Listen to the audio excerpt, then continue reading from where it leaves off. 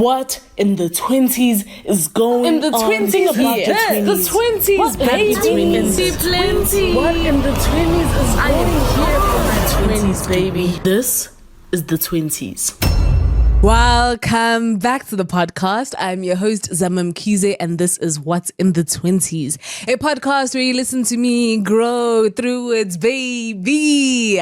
On this episode, we're going to be speaking about how to be consistent. If you are watching this, you're probably at a place where you're thinking, oh no, I actually need to lock in. I actually need to get it together. It's probably something that you've started, and every single time you start, you can't seem to finish. You can't seem to stay in it. You can't seem to just commit to it and all the rest. I think that there's a lot of things in our lives where we feel like we've had to start over and over and over and over because we can't seem to see it through, you know? And I know that frustration. I know that frustration so deeply. I know it so intimately, in fact. There are quite a few things that I think I've seen myself start over and over, especially at the beginning of the year. I'm like, okay, it's again on my New Year's resolution. I'm going to start this again. I'm going to try again. I'm going to push again, you know? But consistency is so hard. And the thing about consistency, why it's so important is because it's truly how you get to the goal. It's how you arrive where you're trying to be and stuff like that. It is the only way to really see results, to really see yourself in the other side of something, is to be consistent at it, right?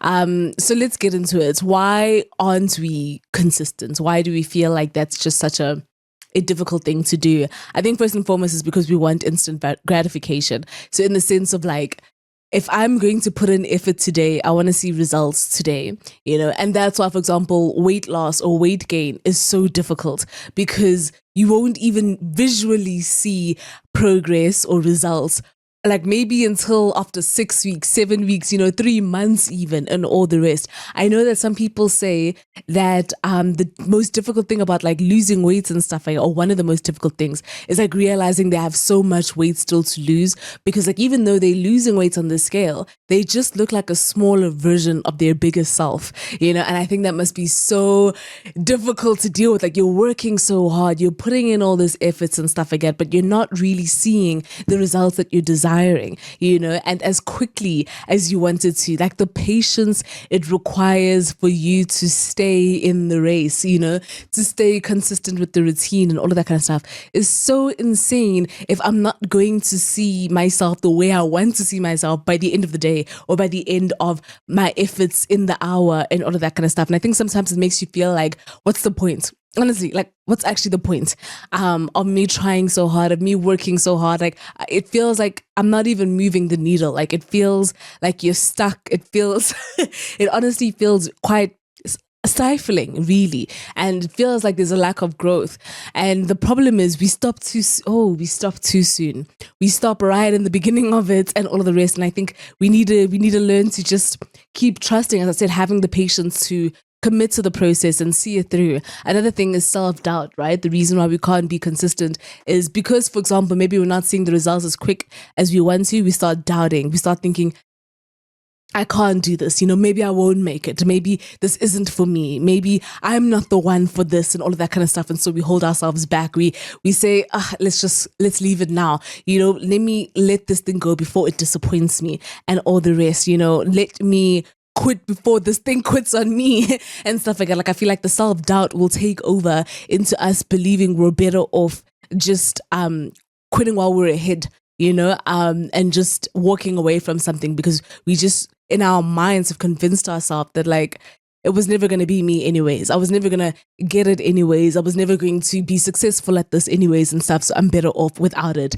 Another thing also why I think we're just not consistent is because a lot of consistency is monotonous, right? Your life is going to feel like a baseline for a while because you're doing the same thing over and over and over and over, the same workout routines, the same posting schedule, the same eating schedule and the foods you're eating and stuff like that, skincare routine, it's monotonous for a while. The things you're learning, the things you're doing, the path you're taking, the routes and all of that kind of stuff. It's just it's being able to commit yourself to a life of monotony for for you don't even know how long the span is going to be quite honest. And it's really difficult because in the planning phase, right, that's where a lot of our dopamine spikes up. In the planning phase, that's when a lot of our excitement and anticipation for who it is we're going to be at the end of it comes up, right? That's where we feel the most euphoric. We're dreaming. We're honestly just dreaming. We're planning. We're having the vision boards. We're, putting things together. It's exciting. The thrill of what could possibly come out of this, right? That's where we get most of our motivation from, right? And the momentum to start. The issue is that once you start, you just, not that you plateau, but it's like learning how to just keep your head down and focus on this one thing for as long as possible, for as long as you need to. It's learning how to, even though your mood shifts, even though you might not be excited this day, or you might feel tired, or you might feel this and that and the rest, it's your ability to remain consistent with the plan. It's your ability to show up for the plan, and that's really, really tough to do when you're bored by it.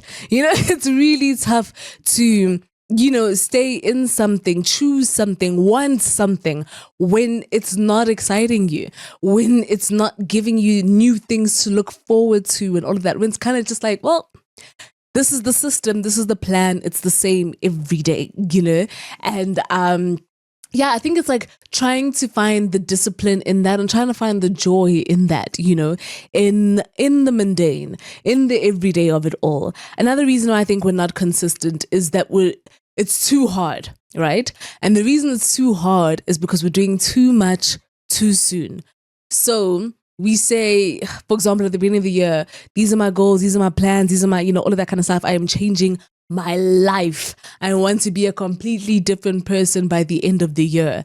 And so we change the time we wake up, we change our activity throughout the day, we change the number of steps we're taking, the food we're eating, the environments we're in, the friendships we have, the workspace we're in, where we're living, etc., etc. We are changing everything. Of course, it's going to be difficult to remain consistent at that because you are literally dysregulating your nervous system. Your nervous system adapted to how it was used to operating for so long. And that's what how do I explain this? Your nervous system, right, is not concerned with what brings you peace necessarily. Your nervous system is concerned with what is familiar to you, what feels comfortable to you. It always chooses comfort over change, over growth, over, all these new things that you want for yourself and your life. And because of that, it's always going to feel difficult implementing a new routine, new habits, new systems. It's always going to feel like an attack on your body, on your brain, and all of that. And so you will constantly keep trying to resist it. Your body's going to keep trying to resist it. Your brain, your mindset is going to keep trying to resist the change, and that's what I mean. Like you're actively working against the way that you're programmed in order to get to where you want to be, And so that's why when we say, yes, change your life, yes, be consistent, do something, all the rest, it's like it's about starting with the smallest change, the smallest detail, and building on that rather than going cold turkey, rather than doing the complete switch. Because yes, you might get through the switch on the first day, and the second day, maybe third day if you're lucky, second week, third week, second month, before you know it, you've relapsed, and not even just back to your starting point, but further back, you've regressed to like even further than you were when you started setting out on your goal. And that's what I mean when I'm like, start by making small changes, small shifts, to the point where it even feels ridiculous. That's how tiny the shift is. It even feels so pointless that like, what? Instead of choosing a full Coke, I'm choosing a diet Coke. I mean, a Coke Zero, Coke Light, or whatever it is. Like, I just want to stop drinking cold drink altogether and stuff. But it's like teaching yourself to find alternatives, so that it just doesn't feel it doesn't feel like you're killing yourself, honestly. It doesn't feel like you're hurting yourself in the process of change. It feels like the natural progression. That's what we're trying to do. Like, always think of your life as like a graph, and you're either moving this way or you're moving this way. But whichever the momentum is pushing, it's definitely going to move in that direction. And so if you're making small changes and stuff, the momentum is pushing this way, you know? If you're making changes that are counterproductive to your health and your growth and all of that, it's definitely going to be like a boulder rolling over all the way down and stuff. So yeah, think about things like that. So let's speak about how to be consistent. So first and foremost, think about what it is that you want, right? And then write down what is stopping you or holding you back from getting it or doing it and being it. So if you're saying what I want is to wake up earlier, what is standing in the way of me achieving that?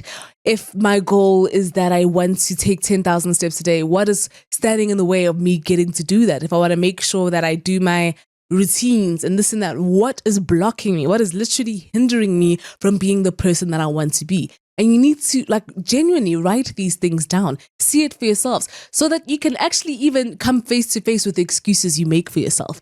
Come face to face. It's like confronting yourself. Come face to face with what actually really is holding me back? What really is telling me that I can't do it, that I can't be it, that it's not for me, and all the rest. And I think that when you're able to just start looking past that and start arguing for your limitations, stop just making it seem reasonable that you can't have what you want and whatever, start thinking about yourself or the thing that you want as an identity shift, because your brain is always going to move towards identity rather than willpower, if I'm making sense. Like, if this is who you're saying you are, your brain is going to keep making decisions for you to support that, And so if I say that I am someone who likes high jump and stuff like that, I'm going to keep trying to make decisions in accordance to that identity shift and all of that kind of stuff.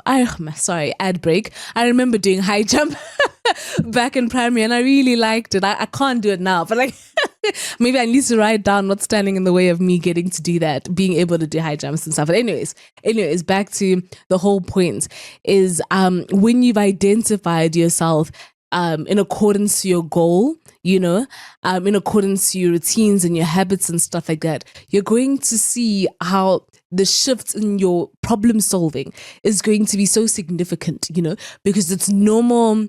I'm someone trying, I'm someone doing, I'm someone being. This is, a part of me and all the rest. I think that's such an important way of reframing your mindset and the way that you speak to yourself and the way that you speak about yourself to other people and all the rest. I think that you need to make a contract with yourself. A contract with yourself about these are the things that I plan to do. First and foremost, we need consequences. So if I don't do this, perhaps it's if I don't, what can I say? If I don't wake up at 5 a.m. 5 days this week, then I need to put 100 Rand into a jar. Those are the consequences that I've set for myself. And the reason why we do that is because your brain is more inclined to do what you will gain rather than what you will lose. So if I know that if I don't wake up at 5 a.m. 5 times this week, I know that I'm going to be losing 100 Rand and I don't want that. So I'm always going to keep trying to push to the side where I gain, the feeling of accomplishment, the feeling of I did it, I have gotten my goals, I've achieved something, rather than the loss of the 100 Rand. And that's what I mean by consequence. And that's the contract, right? That's the contract you're making with yourself. Stop negotiating with yourself. Stop negotiating with yourself. Stop leaving leeway and all of that to just let yourself down, to disappoint yourself and all of that kind of stuff. Self-abandonment, self-neglect. Tell yourself, I have a contract. I have a contract that I must abide by, that I must show up for, and really, really stick by it. The way that we're able to build trust with ourselves is by being who we say we are. The way that we're able to build self-reliability is showing up for ourselves. And when we do that, it's so much easier to be consistent, right? And when we are in the pattern of building trust with ourselves, in the pattern of building self-reliance and all of that kind of stuff, it's so much easier to believe in yourself that you can and you will do something. And that's how you become consistent. You can't become consistent if you don't trust yourself. You can't become consistent if you don't think that, you can show up for you. And that's why having that contract is helpful, because you know that there are consequences should you not, and that's you showing up for you. And in the same way that there are negative consequences, there must also be rewards. So back to the example of waking up at 5 a.m., if I wake up 5 a.m. 5 times in a week, say my reward will be, I will get to have, ice cream or something, take myself on a treat for ice cream. And now the idea that I'm getting a reward at the end of it pushes me further, makes me more excited to stay on course, to keep going, to keep pushing, because I'm like, oh my gosh, I get to have a treat. I know a lot of us like to treat ourselves regardless and all of that kind of stuff. But I think just trying to be a little bit more strict with yourself, especially when it comes to the things that you want for your life, is really going to help you steer you in the right direction. I think having a calendar is really, really cool when you're able to mark things off, like, oh, tick this day, I got it right. Another day, I got it right. Because calendars are a really great visual representation of you making progress, which is very addictive for your brain, to see that, oh my gosh, I am moving somewhere and all the rest.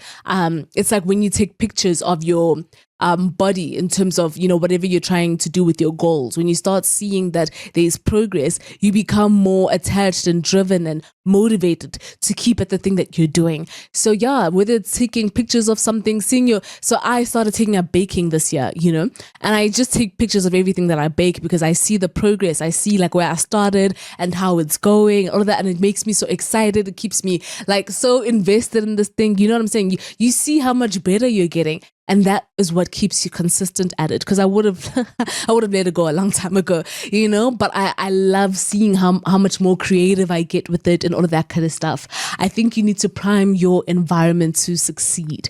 And so if I want to wake up at 5 a.m., how can I make it easier? Perhaps putting my alarm across the room, right? So that when it rings and I have to get out of bed to turn it off, I'm like, well, I'm already out of bed, I might as well get up, I'm already here, I might as well start my day type of situation. So I'm priming the environment, which is my bedroom, to help me support the goal of getting up in the mornings, getting out of bed at 5 a.m. and stuff, instead of sleeping in, staying in and scrolling on my phone.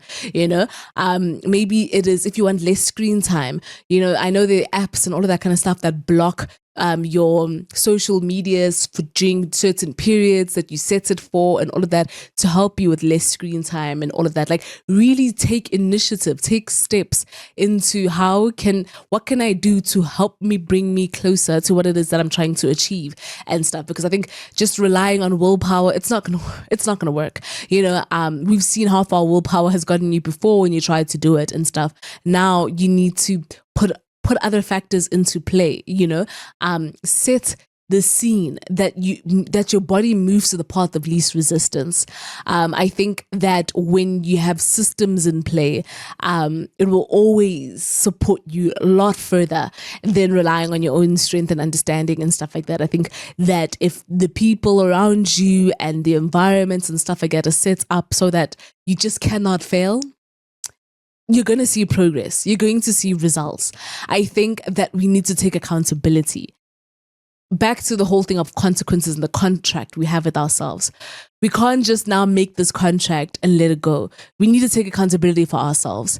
We need to say that I have to do this because I made a contract, because these are my goals, these are my desires and all of that kind of stuff. We have to stop blaming the world, stop blaming other people, stop making it everybody's problems that we are not who we want to be, and take accountability for our own lives, our own futures, our own desires and stuff like that, because it's nobody else's fault that we're in the place that we're at right now, because nobody owes you anything, and that's life, and it's tough to digest.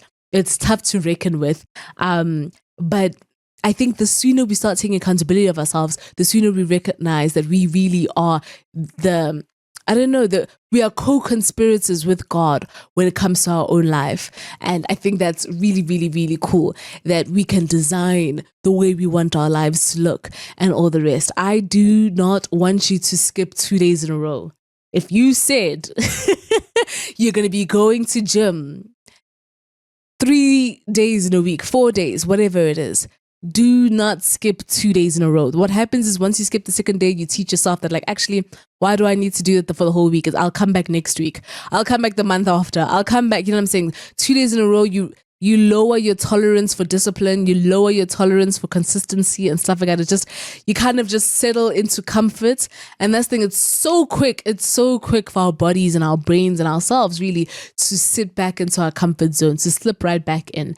And I think tell yourself 1 day, fine, it happened. 2 days, get back into your routine, get back into the goal, get back into fighting for yourself, fighting for your life, you know.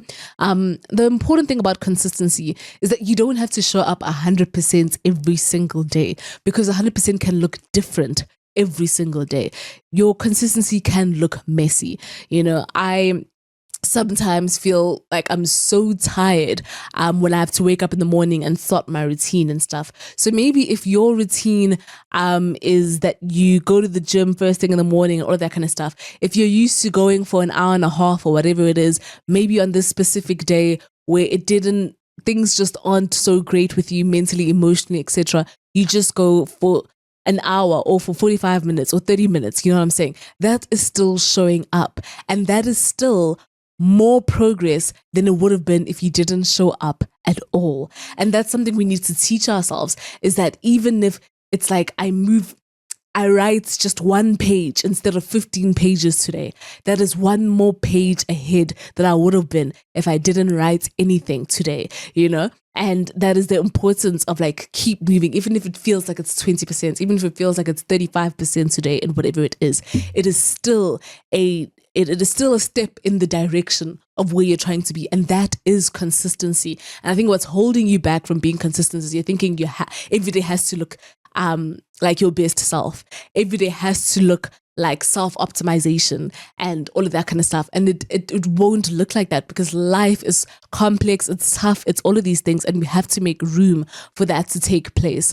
I think that we need to set ourselves bare minimum tasks for the week. You know, so we say, I want to go to gym 5 times a week, but at the bare minimum, I want to go 3 times, you know? So as long as you tick off 3 times in that week, you know that you were still consistent. And so it sets minimum requirements weekly of what you want out of the week, so that you can remain consistent, so that even though you don't reach the biggest target, you know, the best case scenario of what you wanted, you still have ticked off the bare minimum of it, and that is still progress. That is still consistency. And I think it will give you a lot more relief. It will give you a lot more joy, to be quite honest. You were taking a lot of pressure off of you. Because another thing also, cortisol is not good for you. You know, stress will not keep you connected to a habit or a system.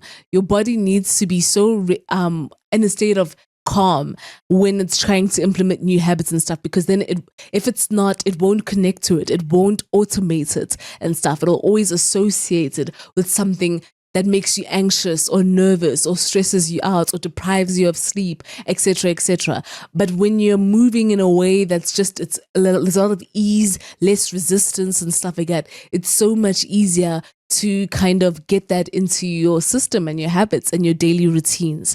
I think you need to adjust when life happens, because life will always happen. You could get an injury, financially things could change, things with family, things with just how you feel emotionally during the day, bad news, etc.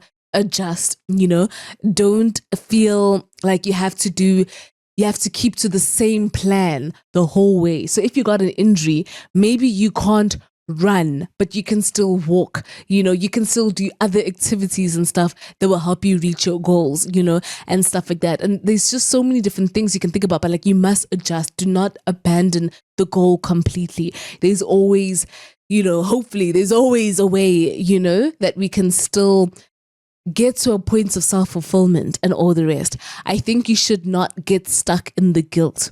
So if you're feeling sad that, I missed I missed my routines and stuff this week because of this, because I was sick, because I was that, or whatever it is. Don't get stuck in that trap of like, oh, I feel terrible. I should have done this. I should have. Just reset. Just reset. Like, it happened, it's done. We can't get that week back that you missed, or that day, or whatever it is. Even if you feel behind or whatever, don't get stuck in those thoughts, because when you're stuck in that loop, you're just going to feel terrible the entire time. Get yourself out of it. Reset yourself back into motion, back into momentum of what it is that you're trying to do. And again, the point of not negotiating with yourself is also really important. And I think one of the best advice I've ever just always held so dearly to my heart is that the quickest way there is slowly. And I think that is true for so many things. And I've seen it happen in my life too, is that small little steps that I've taken towards something has gotten me to the other side, rather than just wanting an immediate shift. And it's irritating at times, because I definitely do want quicker change and breakthroughs and answers. But I think if you pace yourself and take your time and stuff, you're going to be surprised at how much more you're actually able to achieve. And especially because you've just primed your environment and your foundation is just set up so well to help you succeed. And that's really what I want to speak about today. Like, I want to help us get more consistent with ourselves, with our lives. I know that we're tired. I know that life is difficult. I know that there's so many excuses that we have, and it's just, there's so many things. I get it. I'm with you. I'm exactly in the same boat as you. And so this episode also really is for me, teaching me how to stay on par, remind myself my why, remind myself why I'm doing this, why it's important to me, why I need this, rather than just giving up as I usually always do. So yeah, here's to a year of us being consistent. As always, I'm sending my love. Goodbye. What in the 20s is going on? In the 20s here? The 20s, baby. Plenty. What in the 20s is going here for my 20s, baby? This is the 20s.